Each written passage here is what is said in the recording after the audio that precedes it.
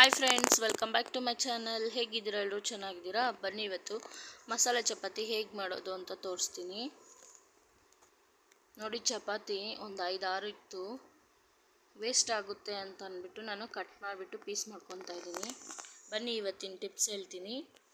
ಜೀರಿಗೆ ನೋಡಿ, ಜೀರಿಗೆಯಲ್ಲಿ ಹೇರಳವಾದ ಕಬ್ಬಿನಾಂಶ ಇರೋದ್ರಿಂದ ಜೀರಿಗೆ ಕಷಾಯ ಮಾಡಿ ಕುಡಿದ್ರೆ ಯಾರಿಗೆಲ್ಲ ಶೀತ ಅಜೀರ್ಣ ಇದೆಯೋ ತಕ್ಷಣ ಕಮ್ಮಿ ಆಗುತ್ತೆ.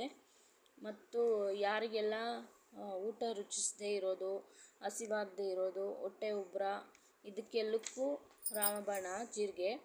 ಪ್ರತಿದಿನ ಯಾವುದೋ ಒಂದು ರೂಪದಲ್ಲಿ ನೀವು ಜೀರಿಗೆ ನಮ್ಮ ದೇಹ ಸೇರಿದ್ರೆ ತಂಪಾಗಿರುತ್ತೆ. ಯೂಸ್ ಮಾಡಿ ನೋಡಿ ಜೀರಿಗೆನ.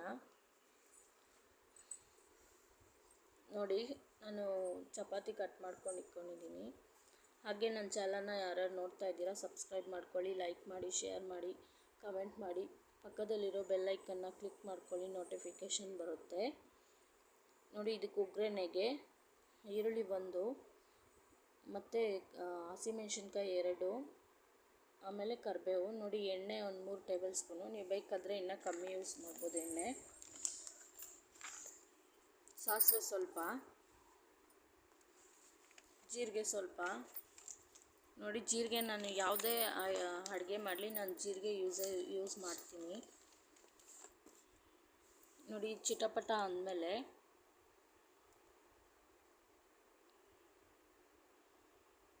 ಈರುಳ್ಳಿ ಹಾಕ್ಕೊಳ್ಳಿ. ನಾವೇನು ಕಟ್ ಮಾಡ್ಕೊಂಡಿದ್ದೀರೋ ಈರುಳ್ಳಿ, ಹಸಿಮೆಣ್ಸಿನ್ಕಾಯಿ, ಕರಿಬೇವು ಅದನ್ನು ಹಾಕ್ಕೊಳ್ಳಿ.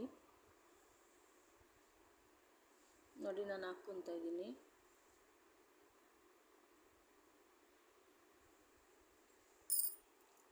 ಚೆನ್ನಾಗಿ ಬ್ರೌನ್ ಬರೋವರೆಗೂ ಹುರ್ಕೊಳ್ಳಿ.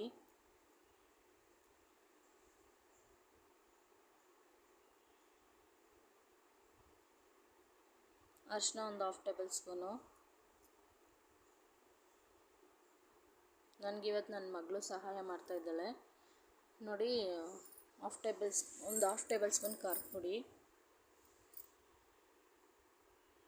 ಮತ್ತು ಜೀರಿಗೆ ಪೌಡ್ರು ಒಂದು 1/2 ಟೇಬಲ್ ಸ್ಪೂನು. ಗರಂ ಮಸಾಲ ಒಂದು 1/2 ಟೇಬಲ್ ಸ್ಪೂನು. ಇದೆಲ್ಲ ಚೆನ್ನಾಗಿ ಹುರ್ಕೊಬೇಕು. ಹುರ್ಕೊಂಡ್ಮೇಲೆ ಚಪಾತಿ ಕಟ್ ಮಾಡ್ಕೊಂಡಿರೋದು ಹಾಕ್ಕೊಳ್ಳೋಣ. ಇದು ಸಂಜೆ ಟೈಮ್ ಸ್ನ್ಯಾಕ್ಸ್ಗೆಲ್ಲ ಚೆನ್ನಾಗಿರುತ್ತೆ. ಮಕ್ಕಳೆಲ್ಲ ಚೆನ್ನಾಗಿ ತಿಂತಾರೆ. ಅದು ಅಕಸ್ಮಾತ್ ಯಾರು ಚಪಾತಿ ತಿನ್ನಲ್ಲೋ ಅವ್ರಿಗೆ ಈ ಥರ ಮಾಡಿಕೊಡಿ. ನೋಡಿ, ಚಪಾತಿ ಕಟ್ ಮಾಡ್ಕೊಂಡಿರೋದನ್ನ ಹಾಕ್ಕೊತಾ ಇದ್ದೀನಿ. ಎಣ್ಣೆಯಲ್ಲಿ ಚೆನ್ನಾಗಿ ಹುರ್ಕೊಬೇಕಿದ್ನ. ಟೇಸ್ಟ್ ಅಂತೂ ಚೆನ್ನಾಗಿತ್ತು. ನೀವು ಒಂದ್ಸಲಿ ಟ್ರೈ ಮಾಡಿ ನೋಡಿ ಫ್ರೆಂಡ್ಸ್.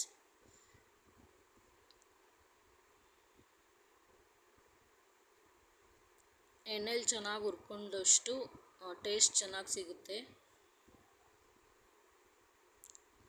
ಸಾಲ್ಟ್ ಒಂದು 1/2 ಟೇಬಲ್ ಸ್ಪೂನ್ ಹಾಕ್ಕೊಳ್ಳಿ.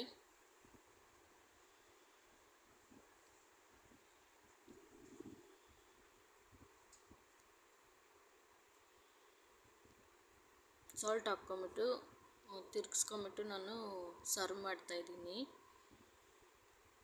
ಕೊತ್ತಂಬರಿ ಸ್ವಲ್ಪ ಹಾಕ್ಕೊಳ್ಳಿ. ನೋಡಿ, ಮಸಾಲೆ ಚಪಾತಿ ರೆಡಿಯಾಗಿದೆ. ಹೀಗೆ ನನ್ನ ಚಾನಲ್ನ ಸಪೋರ್ಟ್ ಮಾಡ್ತಾಯಿರಿ. ಧನ್ಯವಾದಗಳು ಫ್ರೆಂಡ್ಸ್.